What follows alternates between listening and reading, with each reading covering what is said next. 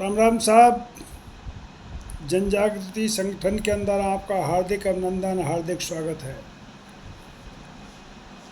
आज का जो मेरा संदेश है वो बहुत ही आपके लिए लाभदायक रहेगा। ऐसा कहते हैं कि उत्तम विद्या लीजिए यद्यपि नीच पै होय, परियो पावन ठौर पै कंचन तजय न कोय। जैसे हमारे कवियों ने कहा है कि अच्छी विद्या किसी के भी पास में हो। नीच का मतलब यहाँ किसी जाति या उससे भेदभाव नहीं है। अपने से उम्र में भी छोटा है, अपना बच्चा भी है, अपना नाती भी है, अगर वह आपको अच्छी बात बताता है तो उसके ऊपर अमल करना है। जैसे कि अगर सोना गंदगी के अंदर कहीं भी पड़ा हुआ है तो हम उसको उठा करके और साफ़ करके अपने पास में रख लेते हैं। उसी तरीके से आपने अच्छी चीज़ों को ग्रहण करना है। देखो, भगवान ने ये जो मनुष्य देह दी है, भागवत गीता के अंदर लिखा हुआ है कि सत्संग की क्यों ज़रूरत पड़ी। सत्संग की ज़रूरत इसलिए पड़ी कि मानव जो शरीर मिला है वो भगवान की प्राप्ति के लिए मिला है।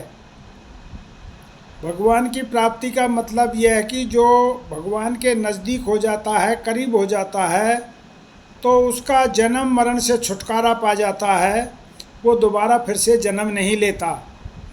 लेकिन मनुष्य अपनी कुछ एक इच्छाओं के पीछे, लालच के पीछे, अपने मोह के पीछे उस ईश्वर को भूल जाता है और ईश्वर के करीब आने की कोशिश ही नहीं करता है। और जो 84 लाख योनियों में भोगने का जो चक्र चल रहा है उसी में वो वापस फंस जाता है। नहीं तो ईश्वर ने मनुष्य जो दिए है वो उसके लिए दिए है कि अभी तू अगर ऐसा काम करेगा जो ईश्वर को पसंद आएगा तो आप इस जीवन मरण के इस चक्र से बच कर के और आपका पुनर्जन्म होगा ही नहीं। लेकिन क्या कर रहे हैं हम, सारी चीज़ों को भूल करके 84 लाख योनियों को भोगने के लिए और नरकों में जाने की हम कार्रवाई कर रहे हैं। इसलिए सत्संग की ज़रूरत है। सत्य पुरुष का साथ मिलने से इंसान अपनी बुराइयों को छोड़ करके और अच्छाई की तरफ आ सकता है। अभी मैं आपसे एक विनती करता हूँ कि आप जैसे सज्जन के साथ में बैठोगे वैसे ही आपकी आदत पड़ जाएगी। आपने कई प्रकार के मनुष्यों से बचना है।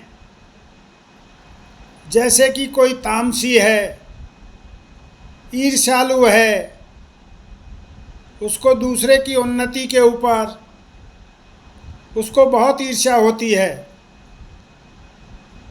अगर उससे ना कहा जाए, किसी और से किसी काम के लिए कह दिया जाता है तो वो अंदर ही अंदर जलता रहता है।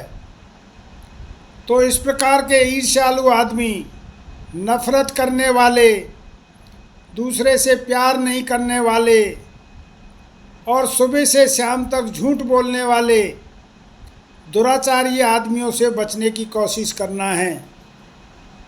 क्योंकि चौपाई में ऐसे कहा गया है कि साँच बरोबर तप नहीं, झूठ बरोबर पाप, ताके हृदय साँच है, ताके हृदय आप।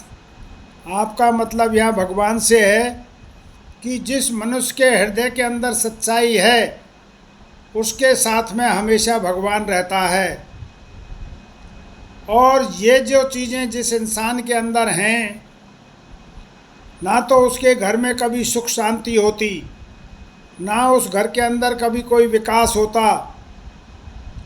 और जो ऐसे झूठे आदमियों के पास में बैठते हैं तो अगर 10 झूठे बोल रहा है तो आपको 3 या 4 झूठी बातों के ऊपर हाँ करना पड़ेगा।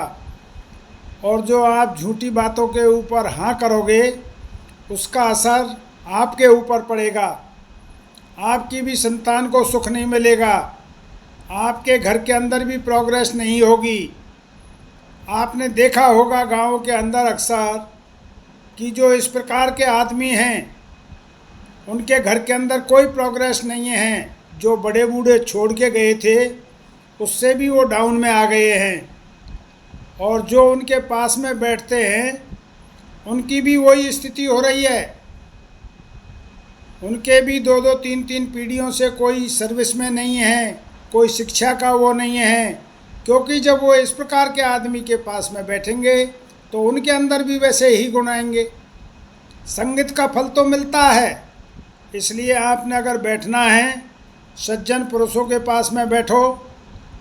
दुराचारी, झूठे, ईर्ष्यालु उन आदमियों के पास में बैठने से आप में वही गुण आएंगे। ठीक है, अगर आपके पास में आ जाता है, बैठता है, तो उससे कहो कि भैया ये झूठ तू बाहर ही बोलना, यहाँ आराम से बैठ, अपने हुक्का पी, पानी पी। ठीक है, और अगर आप उसमें इंटरेस्ट लेने लगोगे तो सबसे पहले सवेरे आपके घर आके बैठेगा और आपके घर पे आकर के वो झूठ बोलेगा, और उस झूठ से है जो आप एक पाप के भागी बनोगे। इसलिए मेरा आपसे कहना है कि आपने बैठना है, सज्जन पुरुषों के पास में बैठना है जिनसे आपको अच्छी शिक्षा मिलेगी। जो बंदा गंवा रहा है उसके पास में बैठ कर के आपने अपना सारा कुछ गंवाना है तो उसका साथ में बैठो, और अगर जो कमा रहा है, अच्छी अच्छी जगह पे जा रहा है, अच्छे अच्छे विचार हैं जिसके, तो आप उसके साथ में बैठोगे तो आपके भी विचार अच्छे होंगे और आपके घर भी सुख संपत्ति होगी। ऐसे कहते हैं कि जहाँ पर सुख है वहाँ सब कुछ है, और जहाँ पर दुख है वहाँ पर कुछ भी नहीं है। आपका घर है, आप इसको नरक बना लो, आपका घर है, आप इसको स्वर्ग बना लो। अगर आप हंसी खुशी से रहते हैं तो स्वर्ग है, और लड़ कर के रहते हैं तो नरक है। ये तो हमारे ही हाथ का काम है, किसी दूसरे के हाथ का काम नहीं है। इसलिए आपने सज्जन पुरुषों के साथ में बैठना है, साधु संतों के पास में बैठना है, उनसे ज्ञान लेना है, अच्छे पंडितों के पास में बैठना है, उनसे ज्ञान लेना है। कोई भी किसी भी जाति धर्म का हो, जिससे आपको अच्छी शिक्षा मिलती है उसके पास में ज़रूर बैठना है, और आपको उस बैठने से फ़ायदा होगा। बाकी आप दुराचारी आदमी के साथ में रहने से आपको भी लाभ हो जाएगा अगर आप उससे दूर होगे तो। ऐसा मेरा आप लोगों से कहना है। आप अपने जीवन को बनाने वाले खुद हैं, आपके भविष्य को लिखने वाले आप खुद हैं। परिश्रम का जो फल है वो हमेशा मीठा होता है, इसको याद रखना। जो जैसा कर्म करेगा उसको वैसा ही फल मिलेगा। कहते हैं कि बोए पेट बबूल का आम कहाँ से आए। भाई आप बबूल का पेड़ बोओगे तो उसके अंदर तो पातलियाँ ही आएंगे, उसमें आम नहीं आ सकते हैं। इसलिए मैं आज का अपना संदेश यहीं पर समाप्त करता हूँ, और आपसे आशा करता हूँ कि आप मेरे YouTube चैनल को देखते रहेंगे। आपको अच्छा लगता है सब्सक्राइब करें, अपने दोस्तों को भेजें, और आपका जीवन मंगलमय रहे, ऐसी मेरी शुभकामनाएं हैं। राम राम साहब, जय जवान, जय किसान, वंदे मातरम। पुनः तहे दिल से आप सबको मेरी तरफ से बारंबार राम राम साहब।